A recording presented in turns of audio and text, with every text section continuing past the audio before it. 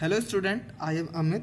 In the last video we have read motion, distance and displacement with scalar and vector quantity with the types of motion and uniform and non-uniform motion.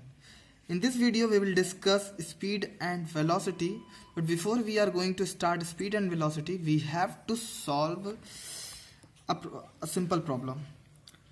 Question: an object has moved through a distance. Can it have zero displacement? If yes, support your answer with an example. Question ये है कि क्या कोई object जो कुछ distance move कर रहा है क्या उसकी डिस्प्लेसमेंट जीरो हो सकती है?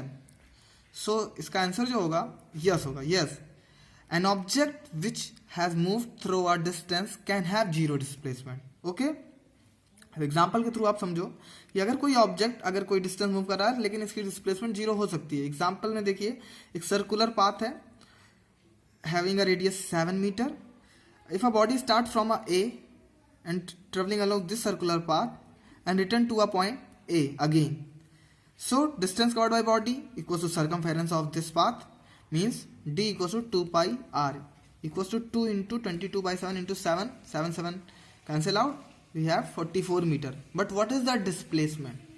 So by definition the shortest distance between initial and final position, displacement. So shortest distance between initial and final position is 0 because body return back to its original path, original position. Okay, so we can say that displacement is 0 because there is no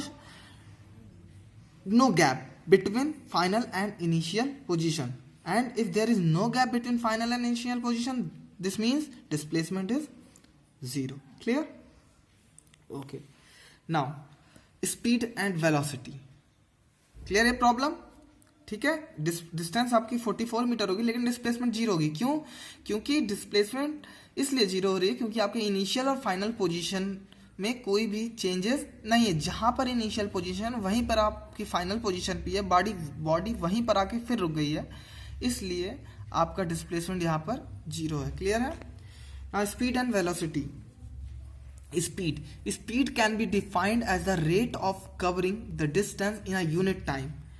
okay, speed कैसे define की जा सकती है? वो rate जिसमें मतलब आप distance एक यूनिट टाइम में कितनी डिस्टेंस आप ट्रेवल कर रहे हो, एक यूनिट टाइम में आप कितनी डिस्टेंस ट्रेवल कर रहे हो, वही चीज आपकी स्पीड है. क्लियर है? SI unit of speed is metre पर second. SI unit of speed is metre पर सेकेंड. क्लियर? सो स्पीड आपको फॉर्मूला रिप्रेजेंटेशन है, speed equal to distance upon time.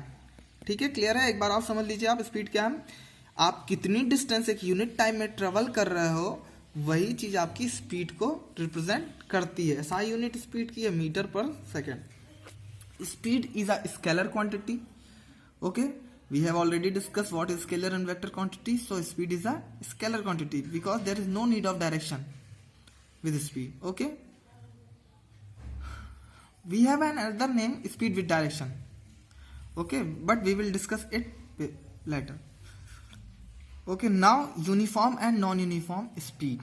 What is uniform and non-uniform speed? If a speed of object may or may not be uniform. Speed object की may be uniform हो सकती है या भी नहीं भी हो सकती है. तो if a object moves equal distance in equal interval of time, then speed of object is uniform. Okay, means आप ये कह सकते हो कि अगर कोई बॉडी यूनिफॉर्म मोशन कर रही है तो उसकी स्पीड यूनिफॉर्म होगी, और अगर बॉडी यूनिफॉर्म मोशन नहीं कर रही है तो उसकी स्पीड यूनिफॉर्म नहीं होगी. तो वही यहां पर लिखा हुआ है, if the object covers equal distance in equal interval in equal time interval the speed is uniform, otherwise it is non uniform. Simple.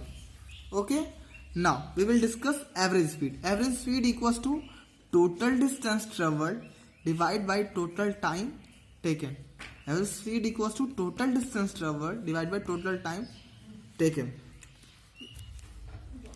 Now we will understand average speed in more clear way with the help of example.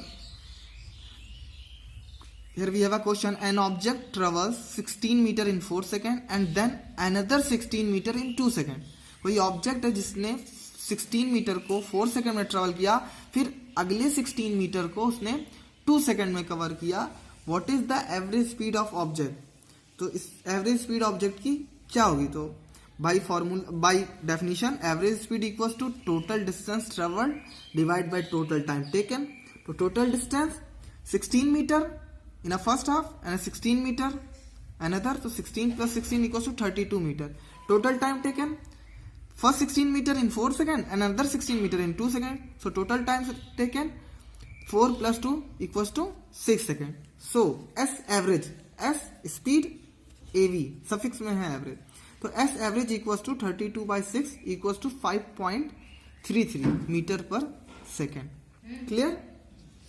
तो ये average speed आप ऐसे निकालोगे, आपको total distance travel निकालना होगा और total time taken निकालना होगा, फिर आपकी एवरेज स्पीड निकलेगी। Clear? Okay, now we will understand velocity. Velocity of an object is defined as rate of displacement of the object. Okay, speed is the rate of a distance of an object and velocity is the rate of displacement of the object. okay, और दूसरे तरीके से हम define कर सकते हैं, velocity is the speed of an object moving in a definite direction. okay, जब भी आप स्पीड में डायरेक्शन को इंक्लूड करोगे, जब भी आप स्पीड में डायरेक्शन को इंक्लूड करोगे तो वो फिर वेलोसिटी बन जाएगी। ठीक है, when we include a direction with speed, then speed become velocity. So here we have a two definition of velocity. First one, another one. Velocity is the speed of an object moving in a definite direction. Clear? Velocity equals to displacement upon time. Speed equals to distance upon time, but velocity equals to displacement upon time. SI unit of velocity is meter per second, same as speed, but it is a vector quantity. While speed is a scalar quantity, but it is a vector quantity. Clear? दो point है आपको ध्यान रखना है। Odometer आपके automobile में आप देखते होंगे, ओडोमीटर जो यूज होता, ओडोमीटर लगा होता है, वो क्या करता है, डिस्टेंस ट्रेवल्ड बाय ऑटोमोबाइल को मेजर करता है।